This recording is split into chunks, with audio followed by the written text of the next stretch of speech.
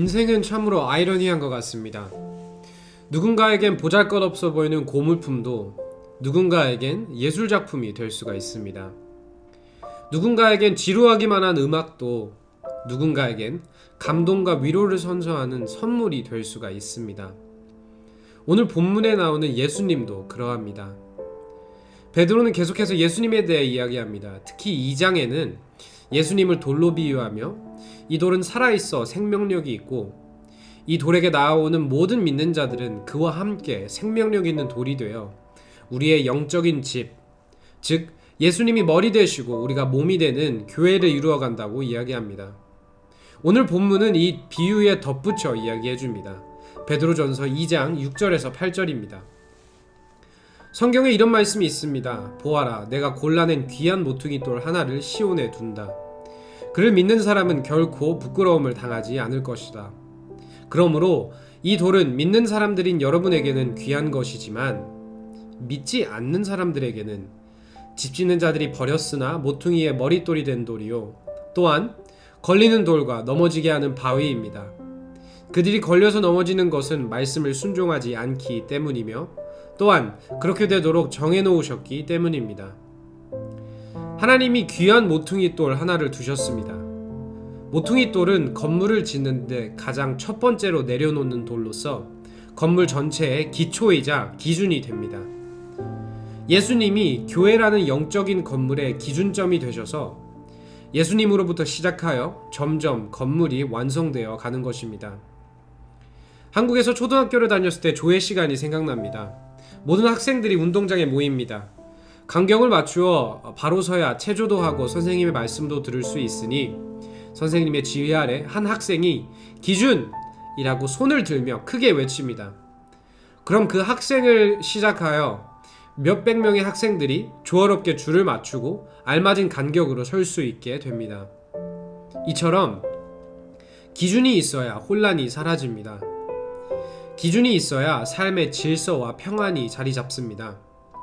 마찬가지로 이 세상을 나그네처럼 살아가는 그리스도인들의 삶도 다른 것이 아닌 바로 예수님이 모퉁이 돌로 우리의 기준이 되셔서 혼란은 사라지고 평안이 찾아옵니다.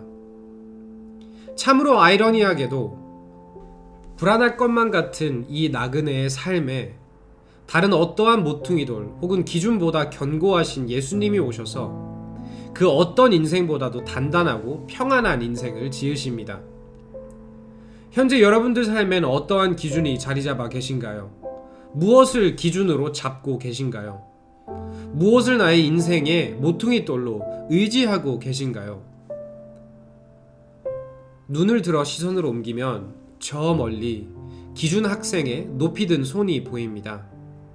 마찬가지로 우리도 눈을 들어 시선을 옮겨 우리의 모퉁이 돌 되신 예수님을 계속해서 바라보아야 합니다.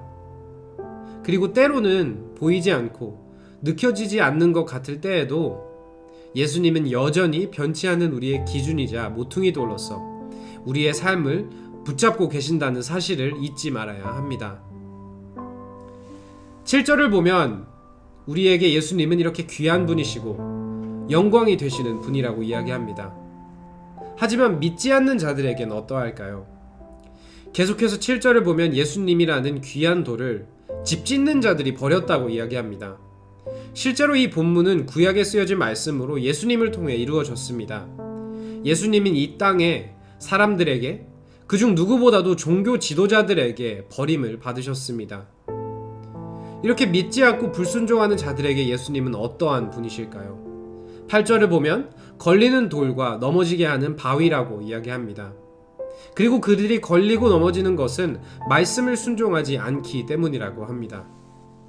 즉 믿지 않는 자들은 결국 걸려 넘어지게 되는데 이것은 예수님이 일부러 그들을 걸려 넘어지게 하시는 것이 아니라 말씀 되시는 예수님을 그들이 믿고 순종하지 않기 때문이라고 설명하는 것입니다. 즉 문제는 예수님이 아닌 그들의 믿지 않음이라는 것입니다. 그들의 불신앙이라는 것입니다.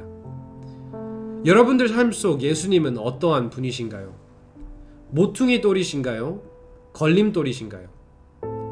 나그네같이 살아가는 이 인생이 그 어떤 인생보다도 견고하고 평안할 수 있도록, 더 나아가 이 나그네의 인생이 하나님이 기뻐 받으시는 제사가 될 수 있도록 없어서는 안 되는 귀한 모퉁이 돌이신가요? 아니면 예수님이 아닌 다른 것으로 내 인생의 평안과 안정을 이루려고 하는 나의 욕심과 타협 가운데 괜히 삶의 죄책감과 불편함만 가져다 주시는 걸림돌 같은 분이신가요? 거룩한 나그네들인 우리에게 예수님은 모퉁이 돌이십니다. 우리 임브레이스 교회의 모퉁이 돌 되십니다. 예수님을 시작으로 임브레이스 모든 성도 한 명 한 명이 세워져 나갑니다. 그리고 예수님과 함께 우리 임브레이스 교회가 어디에 있든 어떤 모습이든 상관없이 항상 하나님이 기뻐 받으시는 예배를 드리는 신령한 건물, 영적인 교회로 성장할 것을 믿습니다. 적용 질문입니다. 예수님이 여러분들 삶 속에 모퉁이 돌 되시나요? 만약 예수님이 기준이 되시지 않으시는 삶의 영역이 있다면 적어봅시다. 예시로 자녀 양육, 개인 재정, 부부 간의 관계, 부모 간의 관계 등 여러 가지 있을 수 있을 것 같습니다. 두 번째로, 혹시 예수님을 걸림돌로 생각한 순간들이 있다면 회개의 기도문을 적어봅시다. 마지막으로, 예수님을 기준으로 하나님이 기뻐 받으시는 예배를 드리는 교회로 계속 우리 임브레이스 교회 모두가 성장될 수 있도록 기도합시다. 기도하겠습니다. 모퉁이 돌 되시는 예수님을 보내신 하나님의 은혜에 감사드립니다. 우리 삶 속에 예수님이 기준 되시길 기도합니다. 그리고 앞으로도 우리 교회, 그리고 우리 삶 속에 모퉁이 돌 되시는 예수님을 통해 우리 교회가, 그리고 우리 모두의 삶이 하나님이 기뻐 받으신 예배가 될 것을 믿고 기대하며 나아갑니다.